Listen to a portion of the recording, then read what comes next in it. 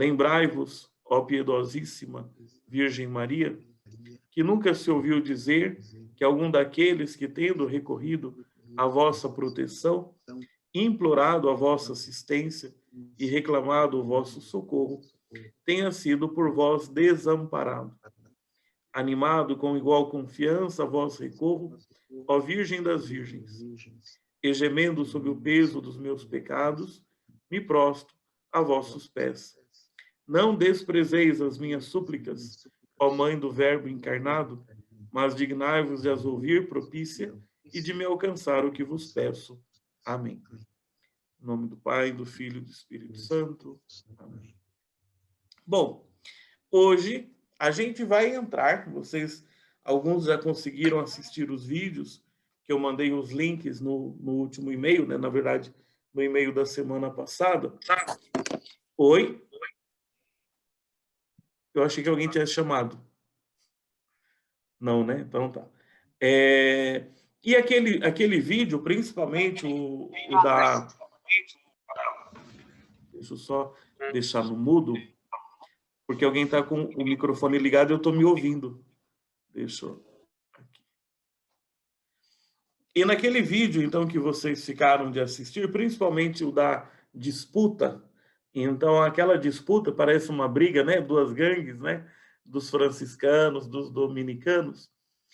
Imagina, era ali, a gente não vai comentar isso hoje, mas apenas para ambientar, porque quem já assistiu às vezes acha estranho aquela competição, parece uma rivalidade, parecem duas gangues rivalizando ali, mas no fundo era aquele cuidado, né? A igreja ela sempre teve uma maneira de conservar da melhor maneira a sua fé, e conforme as épocas, ela vai aperfeiçoando esses caminhos também. Então, isso sobre aquele vídeo, a gente vai ver a semana que vem, a gente vai seguir um pouco mais o elemento cronológico em relação à declaração dos dogmas, ainda que o dogma da Imaculada Conceição, como vocês viram, no século XIII. Então, a gente tem aquela grande discussão, ainda que ele só venha a ser promulgado depois do século XIX. Então, hoje, a gente vai olhar dois dogmas, o da maternidade divina, que a gente chama Nossa Senhora Mãe de Deus, e a virgindade perpétua. Quando a gente fala de dogma, então, vamos passar para o próximo slide. A palavra dogma é um barato, assim, a gente escutar, né? O pessoal bota dentro de dogma qualquer coisa. Então, de vez em quando vocês encontrarem aquelas pessoas que rivalizam com ensinamentos da Igreja Católica, então, para elas, tudo é dogma da Igreja Católica, né? Falam até que o celibato dos padres é dogma. A palavra dogma, ela é um termo técnico. Então, como termo técnico, tem gente que usa para qualquer coisa. Quem não conhece o jargão, quem não conhece essa linguagem, mas ela não é usada para qualquer coisa dentro do interno da própria doutrina da igreja. Tá? Então, por aí a gente fala, por exemplo, aquela pessoa que não muda de opinião, que ela só enxerga as coisas do jeito dela. A gente fala, essa pessoa é muito dogmática. Ou você trabalha numa área, sei lá, você é da área da pedagogia, ou você é da área da psicologia, e há várias correntes internas nessas ciências. E às vezes acontece de alguém que é de uma determinada corrente não aceitar de jeito nenhum dialogar com a outra e querer sempre fazer prevalecer os seus conceitos, a sua visão. Então, geralmente, a gente fala também, isso daí é um dogmatismo na pedagogia, isso daí é um dogmatismo. É uma palavra que ficou desgastada e que parece coisa ruim. Mas dogma não é coisa ruim. O dogma é uma coisa muito importante para a gente. E quando a gente vai olhar o dogma, então vocês têm dois caminhos, tá? Um caminho eu vou procurar no dogma o que eu preciso saber, então para minha fé, para minha vida, para minha experiência espiritual. Ou eu vou investigar o dogma pela curiosidade, tá? Então, não é que procurar o dogma pela curiosidade não seja uma coisa boa. ele só vai ser muito mais exigente. A gente, aqui nesse curso, a gente tem uma preocupação de vamos procurar no dogma aquilo que para nós é um alimento, aquilo que para nós vai ser um indicador de um caminho certo. Então, para quem sabe, eu moro em Mogi das Cruzes. Mogi está perto da praia de Bertioga, da cidade de Bertioga. Então, se eu quiser sair daqui e ir para a praia, eu tenho a rodovia lá, Dom Paulo Rolim Loureiro, que dá o caminho todo para a serra, para a cidade, chegando está tudo fácil. Esse é o caminho certo. Então, é o caminho asfaltado, é também o caminho que tem radar, é o caminho que tem sinalização, né? Se alguém quiser entrar pelo meio da mata e tentar chegar, talvez chegue, mas vai chegar, às vezes, com um tipo de trabalho maior ou riscos maiores e tudo mais. Então, quando a gente pensa o dogma, a gente tem que pensar o dogma meio como que um instrumento. Então, o dogma não é mais importante do que a sua experiência com Deus. Então, se você procurar o dogma para satisfazer a sua curiosidade ou a sua vaidade, você dá com os bois na água, né? Quer dizer, não serve para nada. Entender o dogma e não ter experiência de fé não resolve. E também a outra coisa importante é a gente alcançar a salvação. De nada adianta você explicar todos os dogmas e perder a sua vida, perder a sua vocação eterna. Então, o dogma, ele é um instrumento. Alguns poderiam dizer ele é um caminho, ele é uma estrada. Então, ele nem substitui o ponto de partida, que é a sua experiência de fé, e nem substitui o ponto de chegada, que é a salvação em Cristo Jesus. Então, é importante a gente ter esse olhar para a gente procurar no dogma, pelo menos nesse momento, aquilo que ajuda a gente a rezar melhor, aquilo que ajuda a gente a alimentar melhor a nossa fé. Na primeira aula eu disse isso.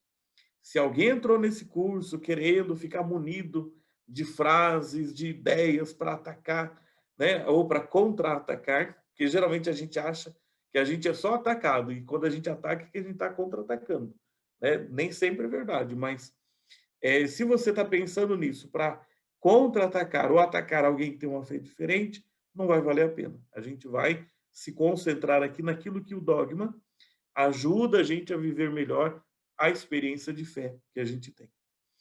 Conhecendo a própria palavra, a palavra dogma, ela vem de uma palavra grega que é doxa. E como as palavras... Pensa o seguinte, né? Quanto mais uma língua ela é simples, ela tem menos palavras. E uma mesma palavra, ela pode significar um monte de coisa, tá certo? Então, a palavra doxa, ela pode indicar três coisas. Ela pode indicar opinião, ela pode indicar decisão, uma escolha, e ela pode indicar até mesmo louvor, um elogio. Por isso que a gente fala na missa da doxologia, mas deixa isso para ela. Então, quanto mais uma língua é mais simples, você vai ter uma mesma palavra significando coisas diferentes e que vai depender do contexto, né? Por exemplo, se você fala mineirês, você tem aquele vocábulo chamado trem, né? O trem quebrou, o trem vai não sei que horas. Olha esse trem aqui para mim. Então, a mesma palavra, ela indica um monte de coisa. Dox é a mesma coisa. Quando aparece dentro do pensamento da filosofia, por exemplo, geralmente doxa ela é vista como opinião e não é uma coisa boa, porque na filosofia você não quer ter opinião, você quer ter sabedoria, você quer ter a maior proximidade da verdade possível.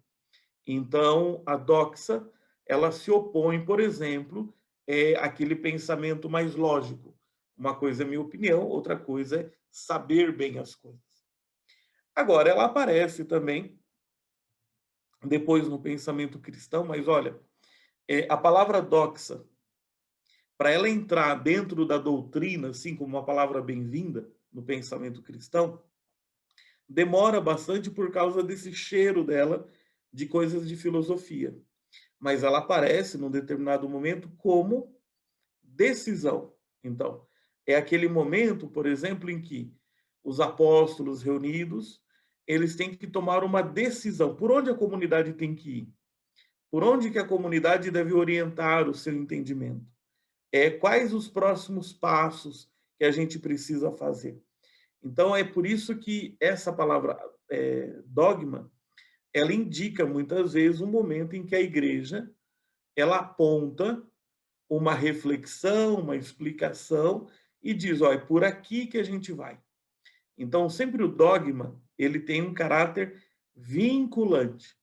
Ou eu me vinculo, então eu estreito o meu laço com esse entendimento, então eu estou na ortodoxia, então eu estou no dogma correto, ou eu me afasto, eu pego um outro. Heterodoxia, que a gente chama de heresia, mas tem a ver uma outra decisão, uma outra opinião, uma outra imagem das coisas. A gente conhece algumas outras expressões ao longo da história da teologia que também mostram o que é o dogma. Então, o dogma é uma exposição da fé, o dogma é a apresentação da doutrina, o dogma é aquele elemento da confissão da nossa fé, o dogma é um artigo de fé.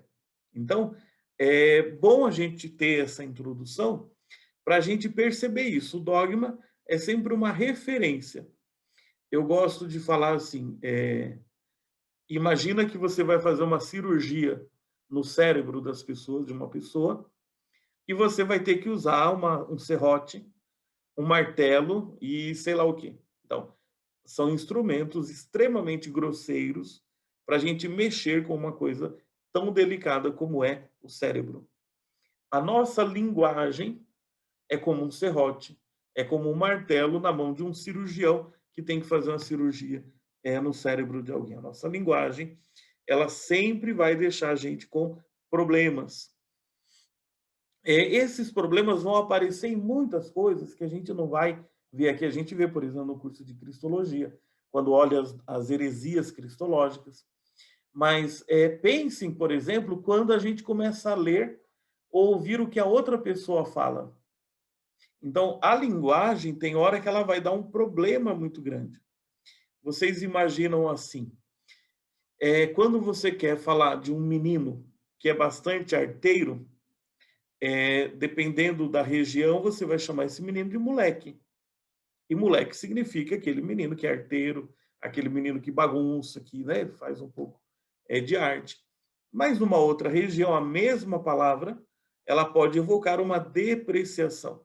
E se você chamar o filho de alguém de moleque, pode ser que a mãe, que a tia, que a avó fiquem ofendidas achando que você está desmerecendo. Então, na história da teologia dogmática, a gente vai ter problemas, e esses problemas às vezes aparecem porque a linguagem não é muito resolvida.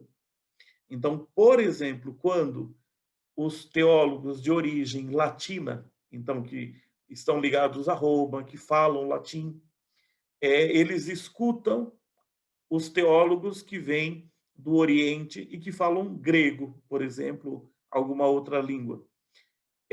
Quando você fala uma outra língua, você nem sempre tem condições de desenvolver todos os detalhes de um idioma quanto um nativo.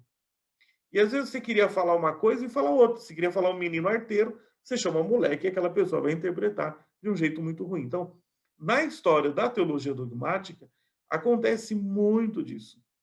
E aí a gente vai ter duas coisas que vão aparecer nos dogmas marianos, que a gente precisa olhar, usando aquela metáfora da semana passada, álbum do filho. A gente vai ver algo sobre a mãe, mas a história dos dogmas tem a ver com o filho, tem a ver com a Santíssima Trindade. E é que a gente precisa ficar atento. Então, por exemplo, a gente tem uma corrente, que tem uma tendência mais a privilegiar a humanidade de Cristo, e vai ter uma outra corrente que tende mais a privilegiar a divindade de Cristo. Então, quem privilegia a divindade vai acusar os que privilegiam, por exemplo, a humanidade de serem meio que heréticos. Aqueles que privilegiam a humanidade e nem sempre chamam a atenção da divindade, vão ser acusados também de herético. Então, conforme um escuta o outro. Então, vai ter muita coisa que tem a ver com isso, que tem essas dificuldades da linguagem. Quando a gente olhar os dogmas, eu vou tentar passar uma peneira para a gente não olhar, por exemplo, quem é que dizia o quê, em que ano que foi, qual, porque senão parece que a gente está contando uma novela. E às vezes a novela a gente vai ficar mais no âmbito da curiosidade. Então, porque se um dogma foi definido, e mesmo que você olhando na história dele tenha havido uma rivalidade, tenha havido alguém que estava mais perto de alguma coisa do poder ou não, eu não posso esquecer que o dogma ele empenha toda a fé da igreja. Então não vou reduzir o dogma a uma briga de escola, uma briga de academia, né? Eu peguei essa definição do Semeraro sobre o dogma, apenas para a gente poder olhar algumas ideias, mas acredito que isso fique um pouco claro com o que a gente já disse. É de um dicionário teológico enciclopédico. Então ele diz, o que é o dogma, né? É uma doutrina na qual a igreja, então é um ensinamento no qual a igreja quer com um juízo solene. Então vamos imaginar o Papa ex cátedra vai fazer o pronunciamento de um dogma. Isso é um juízo solene. Quer mediante o magistério ordinário e universal. Por exemplo, um consenso entre os bispos. Pode ser o magistério ordinário e universal. Propõe de maneira definitiva uma verdade revelada. Significa que a igreja compreende que esse entendimento faz parte da verdade revelada. Então, daqueles conhecimentos que, conhecendo, a gente se salva. Que conhecendo, a gente descobre alguma coisa sobre Deus ou o modo como Deus age na nossa vida. Em uma forma que obriga o povo cristão em sua totalidade. O que é obriga? Vincula. Então, ou eu estou na ortodoxia, então eu estou naquela doutrina correta, ou eu então me aparto, me afasto, e estou numa outra, na heterodoxia. Acredito que isso é o suficiente para a gente entender o que a gente vai olhar agora sobre essa questão dos dogmas marianos. Então, eu preparei, seguindo aqui como a gente viu no começo, a gente vai olhar a partir desses enunciados dentro de uma cronologia. A gente está usando o critério da cronologia, mas poderia pegar alguma outra forma também de observar. Então, aqui, quando a gente fala da maternidade divina, Maria, mãe de Deus, então tem um monte de coisa aqui que não dá conta da gente explicar tudo. Por exemplo, que o Concílio de Éfeso, quando fala da Virgem Maria como mãe de Deus, o problema não era alguém dizendo como que uma mulher pode ser mãe de Deus. Nunca tinha sido isso exatamente. Mas tinha sido um conjunto de problemas sobre o modo de pensar Jesus Cristo e o modo de pensar as pessoas da Santíssima Trindade. Então aqui o álbum é do Filho. Aparece um relato sobre quem é a Virgem Maria, qual é o seu papel, mas dentro de uma relação com o que a gente pensa sobre Jesus. Então, o que é legal da vida, né? Vamos imaginar que um dia a gente faça um teste, você vai escrever tudo o que você pensa, tudo o que você acredita sobre Jesus Cristo. Imagina que coisa legal seria? E você vai passar algumas horas escrevendo tudo o que você pensa sobre Jesus. E pode ser, por exemplo, que comparando as respostas, o modo como você vê, o modo como você pensa, o modo como você interpreta algumas passagens da vida de Jesus, seja um pouco até diferente do seu colega. E se você comparar dentro do grupo, da equipe, do trabalho, né, vamos supor aqui no curso, então haja opiniões diferentes. E que você vai passar a vida inteira com isso, vai melhorar, corrigir, acertar, né? Mas no geral não vai fazer grande efeito. A menos que você resolva, por exemplo, nos dias de hoje, escrever um blog, escrever um livro, fazer um canal. Aí você pode começar a ter um pouco mais de dificuldade, porque você vai ensinar para outras pessoas alguma coisa que seja complicada. Então, Quando a gente vai tendo esses ensinamentos que não correspondem àquela raiz maior da fé da igreja, que a gente vai chamar de ortodoxia, a gente chama isso de heresia. Então, o que que é a heresia? A heresia é como se a gente pegasse um pedaço da doutrina, ou ignorasse esse pedaço, ou exagerasse nesse pedaço. Então, a heresia, ela é sempre aquele desequilíbrio no entendimento sobre a fé. Então, quando a gente pensa, apareceram algumas figuras, né? A gente tem gente assim muito de boa vontade, que, né, ninguém era mal assim, né? Pode ter tido lá algumas coisas na história da igreja engraçadas, mas no geral a gente não vai imaginar que ninguém fazia por maldade, às vezes por apego do próprio pensamento. Então teve um cara, por exemplo, chamado Ário. E Ário, lendo algumas passagens do Evangelho, e talvez não considerando todas, e talvez, por exemplo, por aquelas dificuldades da sua própria cultura, ele começou a identificar que Jesus, ou o Filho de Deus, não dava para ele ser assim Deus mesmo. Não, porque Deus tem que estar lá no céu. Tá aqui na terra, não dá. Né? Deus de verdade tem que estar no céu. Na terra é o ser humano. Agora, como esse tal de Jesus, ele foi muito bom mesmo, fazia muita coisa, então ele era assim mais do que a gente, mas menos do que o Pai. Então, o arianismo, ele acreditava numa espécie de subordinacionismo do filho. Então, você tem o pai, que é Deus mesmo, assim, grandão, letra maiúscula. Tem a gente, seres humanos aí, como feijão com arroz.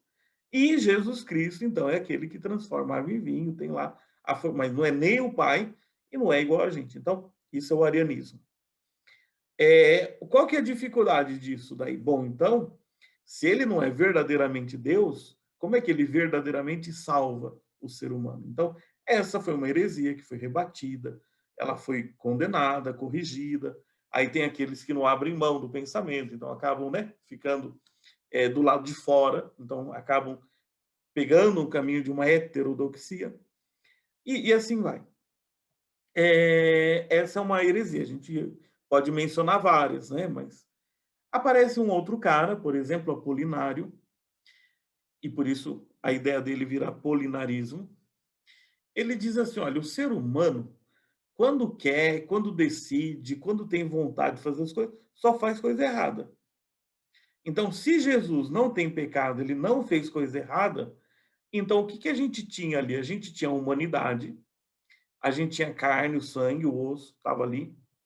Aí eu sei que era o Filho de Deus, mas a vontade como a vontade de um homem, a liberdade como a liberdade de um ser humano, não, isso ele não tinha.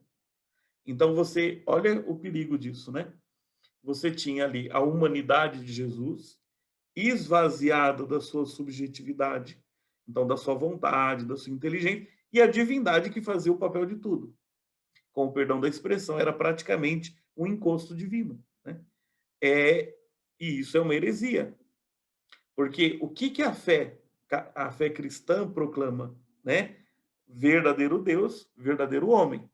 Mas isso é uma coisa que a gente só sabe dizer isso porque houve vários momentos de debate até chegar a essas referências. Essas referências são dogmas. Então a gente viu um pouquinho do arianismo, um pouquinho do apolinarismo, e aí aparece um outro cara, um tal de Nestório, né? Não é um cara qualquer, porque ele vai ser até mesmo arcebispo de Constantinopla. Então imagina o poder simbólico que esse homem teria. E o que, que ele também vai entender? É que Jesus, então, o Filho de Deus encarnado, ele tem uma humanidade que está subordinada à divindade. E que quando você pensa, né, em Nossa Senhora, você vai entender que ela é mãe da carne de Jesus. Ela é mãe da materialidade de Jesus. Mas não tem nada a ver com o Filho. E aí ele vai propor, por exemplo, que Nossa Senhora não seja chamada Mãe de Deus, como muitos já chamavam, mas apenas Mãe do Cristo, Mãe de Jesus, né? Qual que é a dificuldade aqui? A dificuldade é esse homem que nasceu do ventre da Virgem Maria, desde o primeiro momento, ele é homem ou ele é Deus? Ou é Deus e homem ao mesmo tempo? Então, se ele é Deus e homem ao mesmo tempo, desde o primeiro instante, qual é a relação que a Virgem Maria tem com o Filho de Deus? Óbvio, óbvio, que ninguém dizia com isso que a Virgem Maria fosse fonte da Santíssima Trindade, que ela fosse como que uma deusa que gerou, né, o Filho eterno. Não, isso não. Mas o que tenta realçar é o quê? Que se eu coloco que a origem de Jesus, em relação à Virgem Maria, ela só é mãe da sua carne e não dele como algo por inteiro, é como se eu mantivesse uma separação e ainda uma não conexão entre a divindade e a humanidade. Então a gente vai olhar o que, que significa o dogma da maternidade divina, mas ele é uma confissão do quê? De que a Virgem Maria é mãe do Filho de Deus encarnado. Ela não é mãe da divindade, mas é a ideia de você não separar em Jesus a humanidade e a divindade. Quando a gente fala de monofisismo, monoteletismo, mistura com coisas anteriores. Né?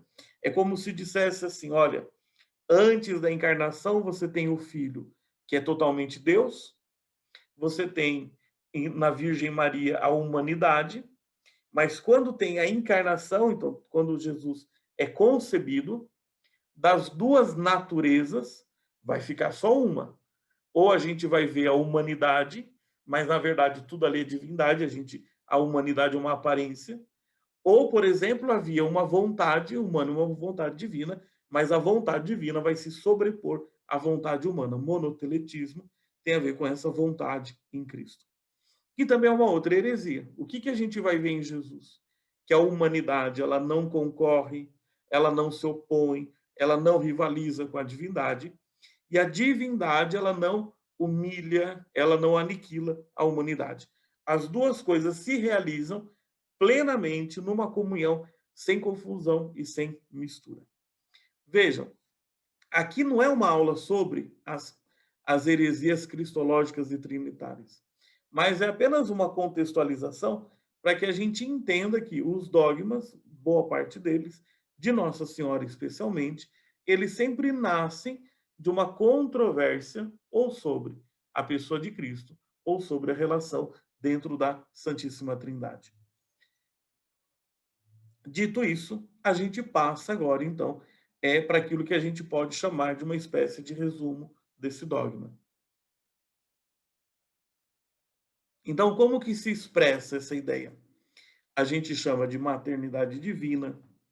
Na língua latina, você pode falar Dei para, né? A gente tem isso em português, é aquela que pare, então aquela que carrega Deus, ou Mater Dei, mãe de Deus, e na língua grega, Theotokos. Porém, o que quer dizer tokos? Tokos é aquele que carrega. Se alguém é ministro entre vocês, vocês não têm uma teca que carrega a Eucaristia? Então, é a mesma raiz. Você fala de biblioteca, aquele lugar onde se guardam os livros. Discoteca, aqueles lugares onde guardam os discos. Né? Na verdade, o pessoal vai para o baile, mas discoteca era para ser o lugar onde guardava o disco. Então, significa aquela que carrega Deus. Então, quando a gente olhar o dogma da maternidade divina, ele não está dizendo que a Virgem Maria é mãe da divindade, que ela é fonte da divindade, que ela é fonte do Filho, mas é uma resposta cristológica. Então, em Jesus Cristo, eu tenho o Verbo encarnado de Deus, plenamente encarnado na sua natureza humana. Por isso, falar de Nossa Senhora como mãe de Deus é falar que ela é mãe do Verbo encarnado de Deus. Esse texto que eu vou ler para vocês agora, a igreja, ao longo da história dela, ela foi fazendo compilações. Vocês imaginam, ao longo da história da igreja, você separar tudo aquilo que fosse uma sentença dogmática. Então, teve alguém que se chamava Denzinger. Foi um cara. Ele tentou recuperar isso. Depois que ele morreu, alguém continuou a etapa, né? Juntando os dogmas. Aí era Shanmetzer. Geralmente você encontra alguns documentos da igreja, aparece um DS que é Denzinger Shanmetzer.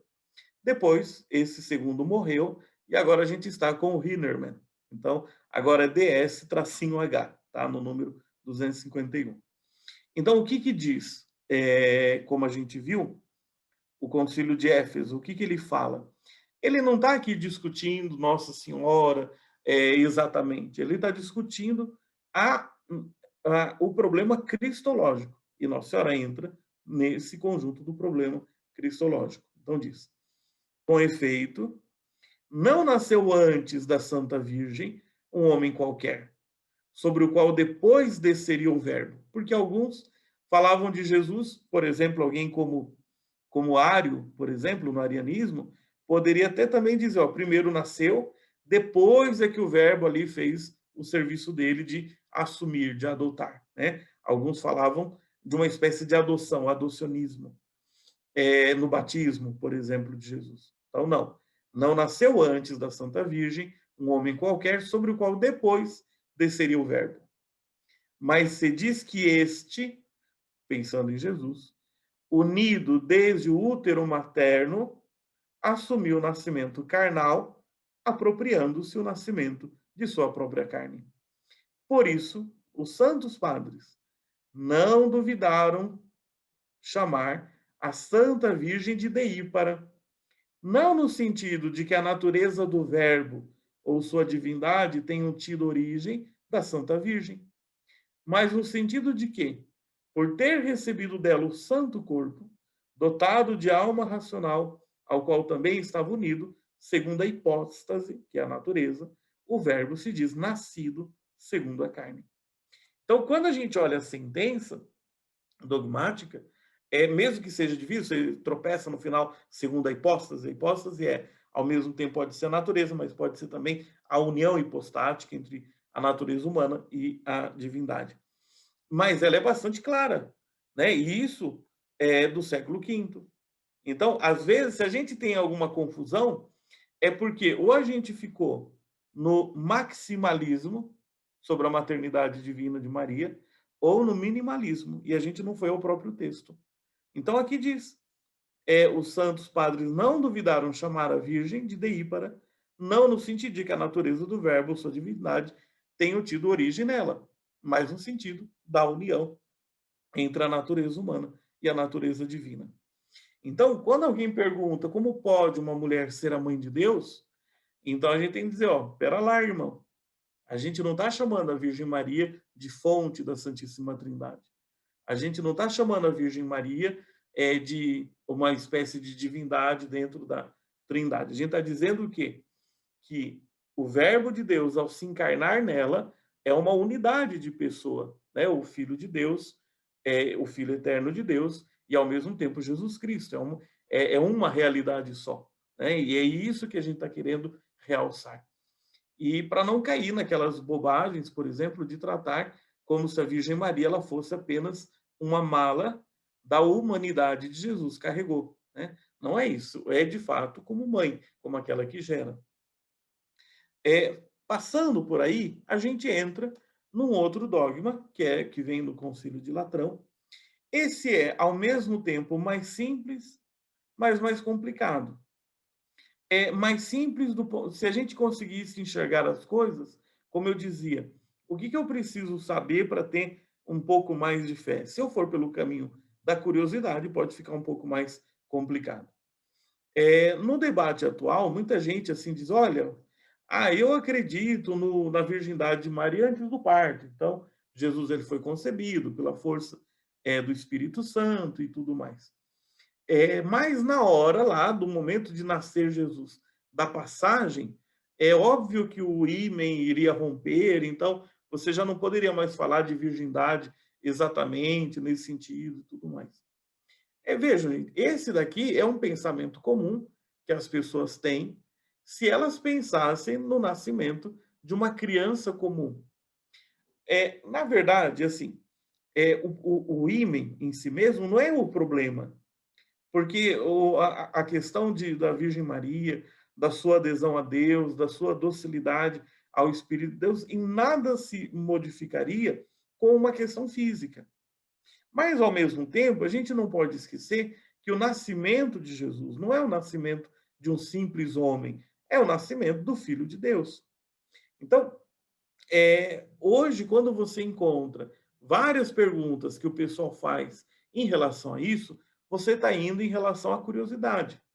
Só que aí você vai cair nas mesmas coisas de antigamente. Então, também tem um apócrifo que conta que a parteira duvidava em relação a Nossa Senhora, mas quando o menino Jesus tinha nascido e ela fazendo os cuidados lá, ela tem um gesto em relação à Virgem Maria, que depois ela fica doente, morre, ou a mão dela lá se endurece, ou coisa desse tipo. Veja, não precisa a gente ir nem para um lado nem para o outro, mas apenas entender que também o parto de Jesus também significa uma obra que é de Deus.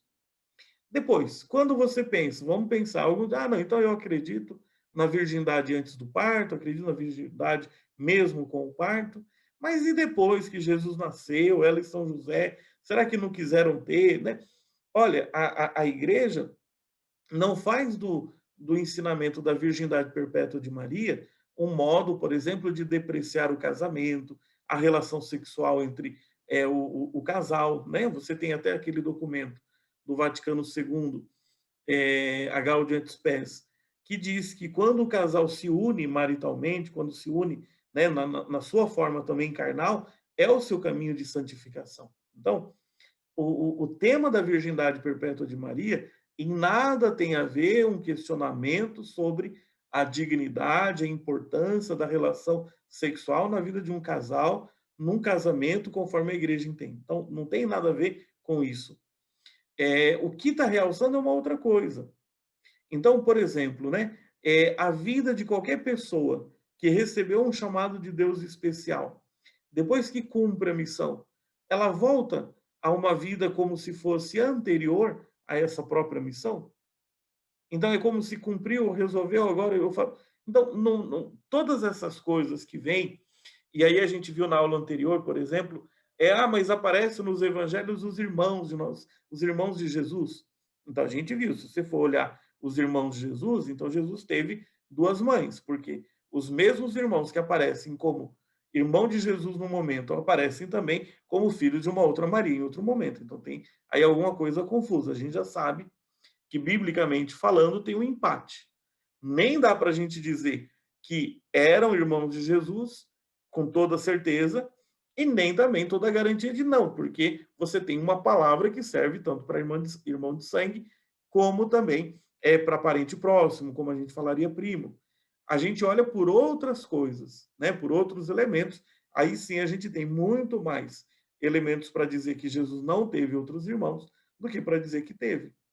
Agora, quando a gente pensa no dogma da virgindade perpétua de Maria, ele indica outras coisas, né? O fato de que com o nascimento de Jesus, a própria natureza humana, ela sai também de um certo nível da sua corrupção comum. Então, o cânon diz o seguinte: se alguém não professa, de acordo com os santos padres, em sentido próprio e segundo a verdade, genitora de Deus, a Santa, sempre Virgem Imaculada Maria, já que ela, em sentido, eita nós, não é sem sentido, gente, aqui é um erro de digitação gravíssimo, é em sentido específico e verdadeiro. Deixa eu voltar, porque depois na edição eu corto essa parte e arrumo o texto bonitinho. Se alguém não professa, de acordo com os santos padres, em sentido próprio, segundo a verdade, genitora de Deus, a Santa, sempre Virgem Imaculada Maria, já que ela, em sentido específico e verdadeiro, no fim dos séculos, sem sêmen, concebeu do Espírito Santo e sem corrupção, gerou o próprio Deus Verbo, que antes de todos os séculos nasceu de Deus Pai e que depois do parto permaneceu inviolada a sua virgindade. Então, se alguém não professa isso, seja anátema, seja condenado. Então, a virgindade perpétua de Maria, ela é um dogma que faz a gente compreender a globalidade da vida de Maria. sempre serva de Deus, sempre voltada a fazer da sua vida um serviço pelo reino. Esse dogma, sim, ele traz bastante luz, por exemplo, para a vida do sacerdote, por exemplo. É como Nossa Senhora, uma espécie de luz que ilumina também a vida do sacerdote ou dos religiosos, das freiras, dos freis, como uma vida voltada, dedicada à fecundidade pelo reino de Deus. Então, não é um dogma que está querendo aí colocar em discussão a dignidade, a importância da relação conjugal na vida dos casados. Não é essa a abordagem, mas é de mostrar na globalidade da vida de Maria o seu total serviço à palavra de Deus e ao seu filho.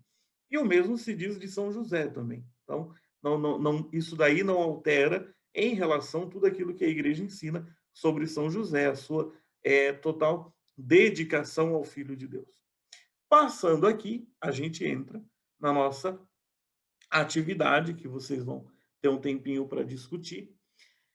Tudo que está aqui como pergunta, vocês têm os elementos para responder, tá certo? Deixa eu parar aqui a gravação.